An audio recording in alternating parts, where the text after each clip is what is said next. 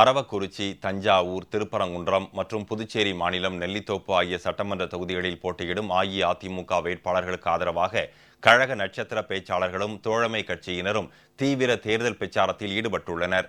முதலமைச்சர் செல்வி ஜெயலலிதாவின் மகத்தான மக்கள் நலத் திட்டங்களையும் எண்ணற்ற சாதனைகளையும் பொதுமக்களிடம் எடுத்துரைத்து அஇஅதிமுக வேட்பாளர்களுக்கு பேராதரவு திரட்டி வருகின்றனர்.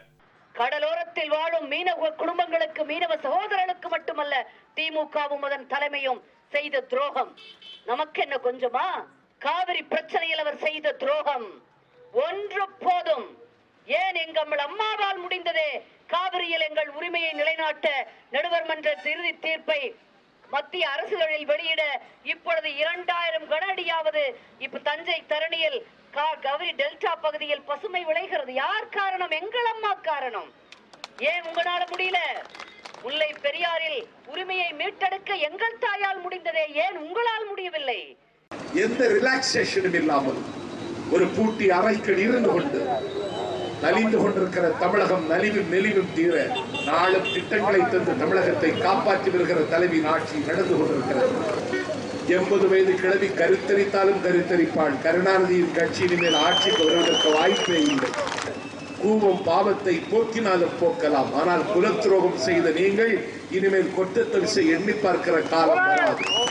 தனக்கென்று வாழ்க்கை இல்லை, தனக்கென்று எதிர்காலம் இல்லை.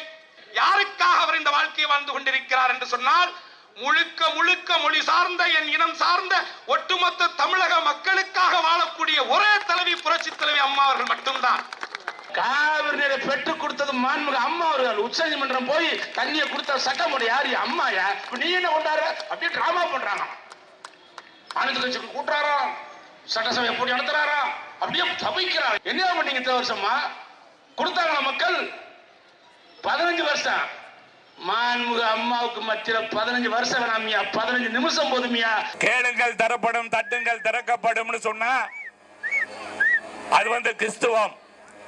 இறைவனிடம் கையேந்துங்கள், அவன் இல்லை என்று சொல்ல மாட்டான்னு சொன்னா அது இஸ்லாமியம். கேட்டதும் கொடுப்பவனே கிருஷ்ணா கிருஷ்ணான்னு சொன்னா அது இந்துத்துவம். எல்லா மதத்திலையுமே கேளுங்கள் தரப்படும் தான் சொல்லி இருக்கு. ஆனா நம்ம கேட்காமையே கொடுக்கிறவங்க நம்முடைய புரட்சி தலைவி அம்மா அவர்கள் மட்டும்தான். தமிழகத்தில் அம்மா அவர்களுடைய சலுகையை எண்ணி சொல்லவே முடியாது, அவ்வளவு பண்ணிருக்காங்க. இன்னைக்கு கரண்ட் பாத்தீங்கன்னா 100 யூனிட் மின்சாரம் ஃப்ரீ. இப்படியெல்லாம் சலுகைகள் அதிகமாகி எங்க மக்கள் மகிழ்ச்சி கடலில் ஆழ்த்து கொண்டிருக்கிறார்கள். தமிழக மக்கள் அந்த மகிழ்ச்சி உங்கள் இல்லத்திலும் வளர வேண்டும். அந்த இல்லறத்தில் இருந்து கொண்டு அந்த பெண்கள் கவலைப்படாமல் இருக்கணும்னா நீங்க ரெட்டை இலைக்கு வாக்களித்து பாருங்கள் ஒரு முறை.